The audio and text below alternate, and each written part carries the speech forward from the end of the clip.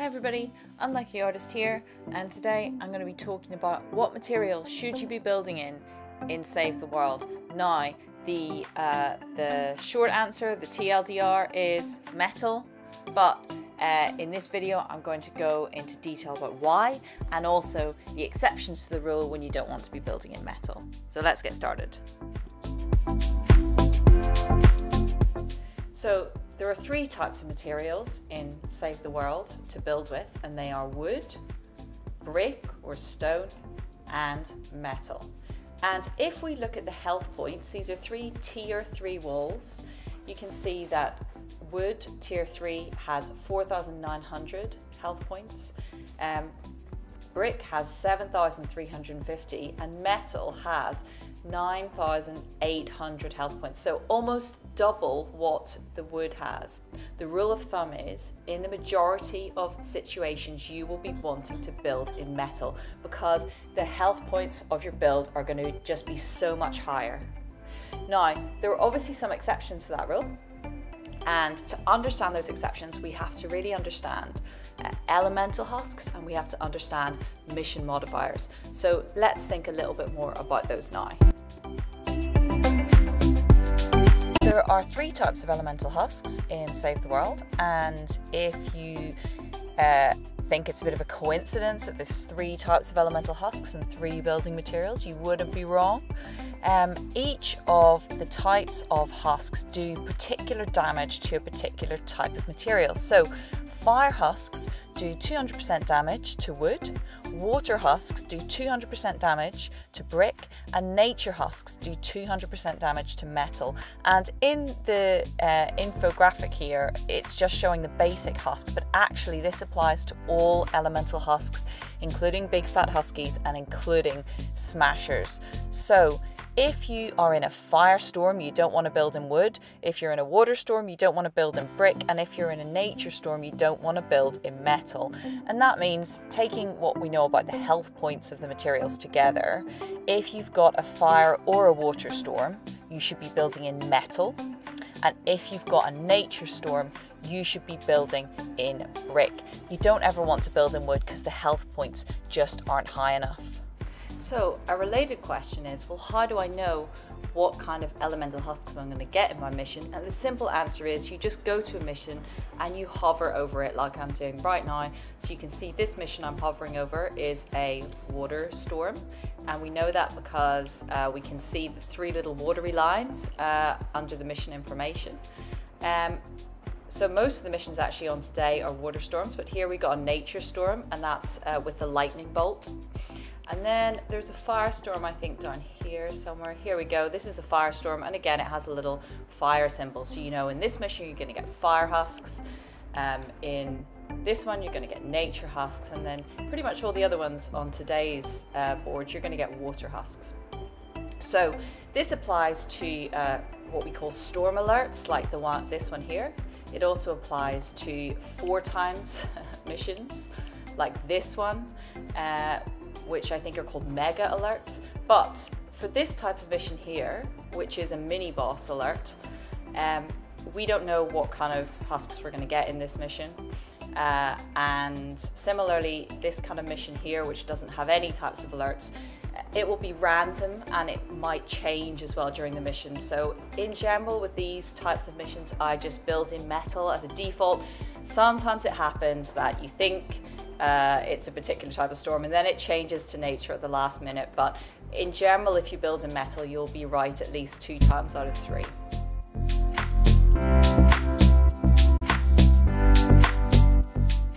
Thinking about mission modifiers, there's lots of mission modifiers, but there's 3 in particular that affect how you build and the material you build in. And the first of those is metal corrosion. That is where basic husk melee attacks, so the attacks from this little skinny husk on the right, they cause metal buildings to corrode, periodically damaging them for a time.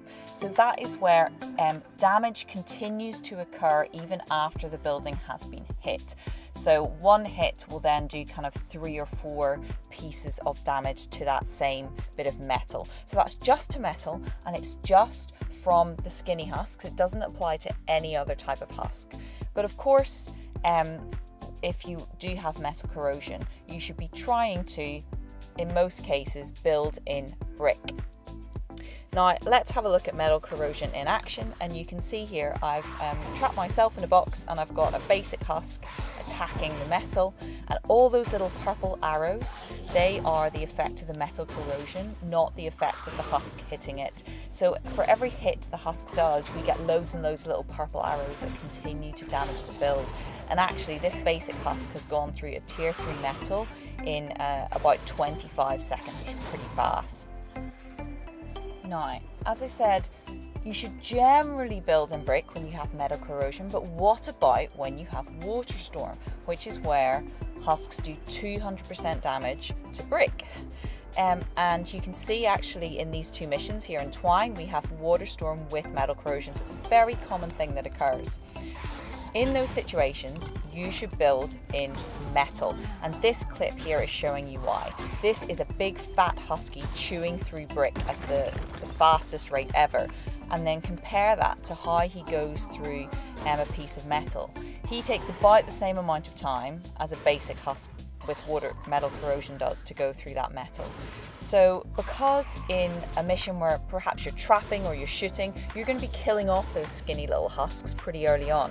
It's these big fat ones that are going to get to your base, and you want to make sure that you're protected in the best way against those fat ones and smashers, and not the basic husks. The second modifier you want to be aware of is the wall weakening modifier, and that is where buildings are vulnerable to damage for a short time after they are attacked. So that's different to metal corrosion, which is more of an affliction type damage. This means that consecutive hits are going to do more damage to the building. So you can see that here I've trapped myself in a tier 3 metal box, and I've got husks. There are quite a few of them, but this purpley cloud, that represents the wall weakening, and you can see the numbers are going down exponentially here. I'm going to stop before they completely destroy my wall, but here's a smasher that's going to do the same thing. So his charge doesn't activate the metal corrosion, the wall weakening, but when he hits it, then you can see the purple clouds coming now. You can see them there. So smasher hits also activate wall weakening, but not smasher charges. So what material do you build in if you've got a wall weakening modifier? Well, you should be building in metal, because that's the material that's going to give you the best defense really when there's wall weakening. Of course, if it's a nature storm, you still do want to build in brick, just because of the extra damage that nature husks do to metal. So the final mission modifier that's relevant for building is the exploding death bomb modifier, and that is where when the big fat huskies and riot husks and exploders die, they spawn a time bomb.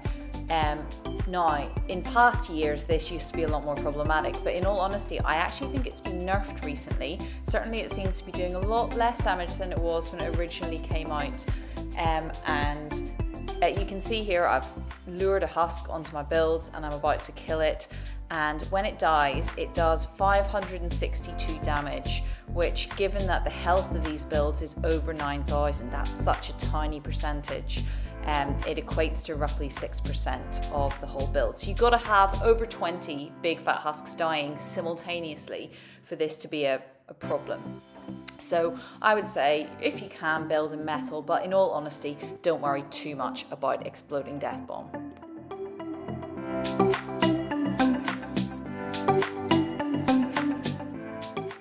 So all of this was a very long and detailed way of telling you to build in metal when you're playing Save the World, except when it's a nature storm or it is metal corrosion without a water storm.